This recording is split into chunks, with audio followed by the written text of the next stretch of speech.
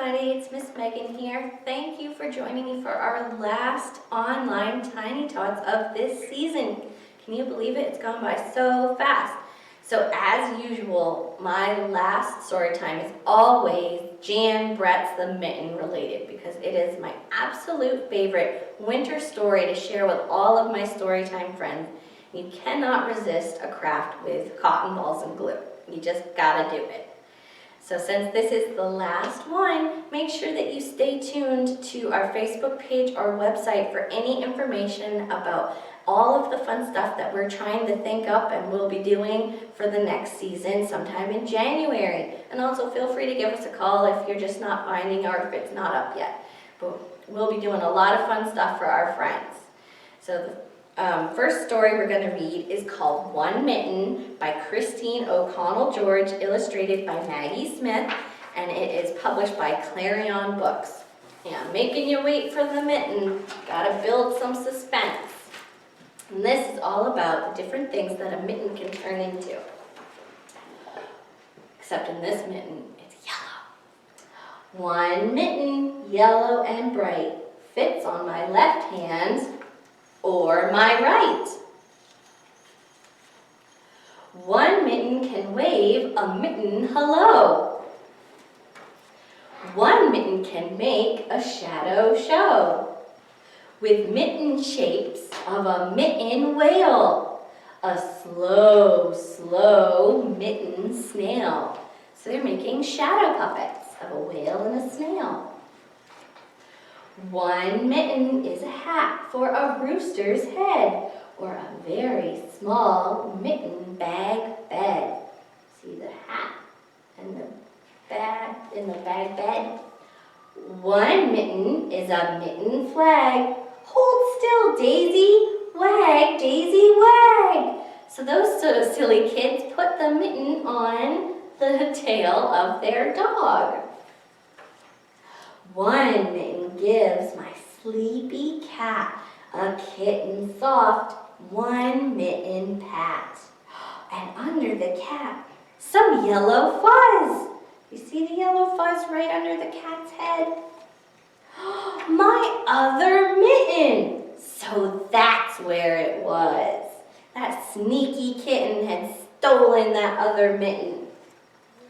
Two mittens can clap, flap mitten wings, make mitten ears, lots of two mitten things. So it looks like she's doing almost a mitten dance with her two yellow mittens. Two mittens windshield wipe the frosty glass. It's snowing outside, covering up the grass. We just had some of that. Two mittens make binocular eyes. Two mitten waves, mitten goodbyes. Then one mitten, yellow and bright, holds my friend's hand, warm and tight. Two friends with mittens, we're ready to go, skipping, mitten warm, into the snow. And that's the end of One Mitten. Good job listening. Give yourselves a little hand for listening to our first story. Now this mitten in here is yellow. The mitten we're going to read about in the classic Jan Brett's mitten is Snow White, which causes a lot of trouble. It is The Mitten, which is a Ukrainian folktale adapted and illustrated by Jan Brett, published by J.P. Putnam and Sons. And I absolutely love the illustrations because on the sides in the mitten cutout, you can see what is going to happen next, what animal's going to happen. It gives little clues, and I think that's a lot of fun. So there's the little boy, Nicky. There once was a boy named Nicky who wanted his new mittens made from wool as white as snow. At first, his grandmother, Baba, did not want to knit white mittens. If you drop one in the snow, she warned, you'll never find it. But Nicky wanted snow white mittens, and finally, Baba made them. After she finished, she said, "When you come home, first I will look to see if you are safe and sound, but then I will look to see if you have your snow white mittens." So off Nicky went, and it wasn't long before one of his new mittens dropped in the snow and was left behind. See it right there? This is where one of those peekaboo mittens in the corner start. You can see that's a mole. A mole, tired from tunneling along, discovered the mitten and buried inside. He was cozy and warm and just the right size, so he decided to stay. Do you see what's next in the mitten? Right over there. A snowshoe rabbit came hopping by. He stopped for a moment to admire his winter coat, and then he saw the mitten, and he wiggled in feet first. The mole didn't think there was room for both of them, but when he saw the rabbit's big kickers, he moved over. Now there's a next animal over here, and it's a prickly hedgehog. Next, a hedgehog came sniffling along. Having spent the day looking under wet leaves for things to eat, he decided to move into the mitten and warm himself.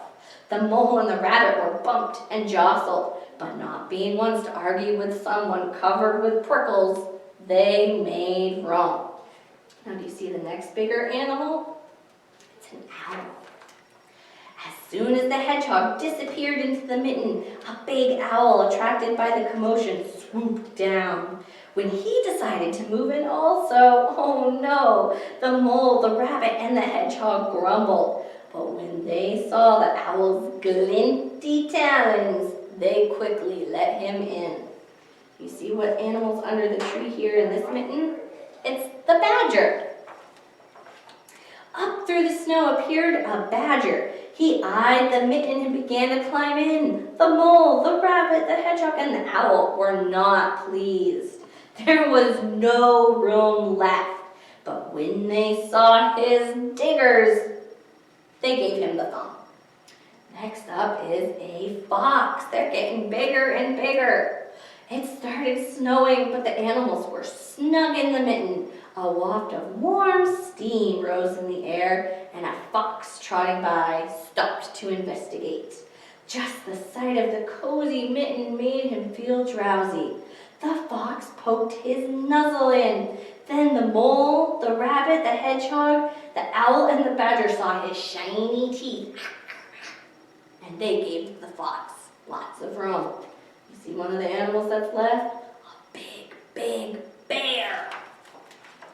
A great bear lumbered by. He spied the mitten all plumped up. Not being one to be left out in the cold, he began to nose his way in.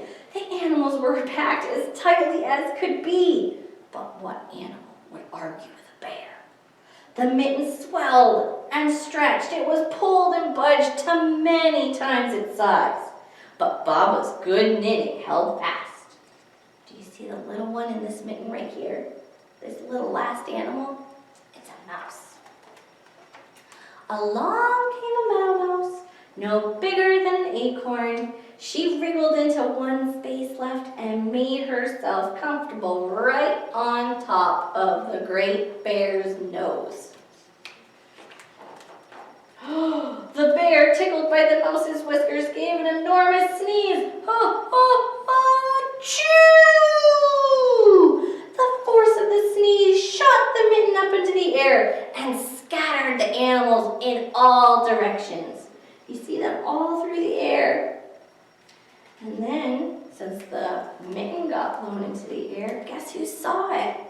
On his way home, Nicky saw a white shape in the distance.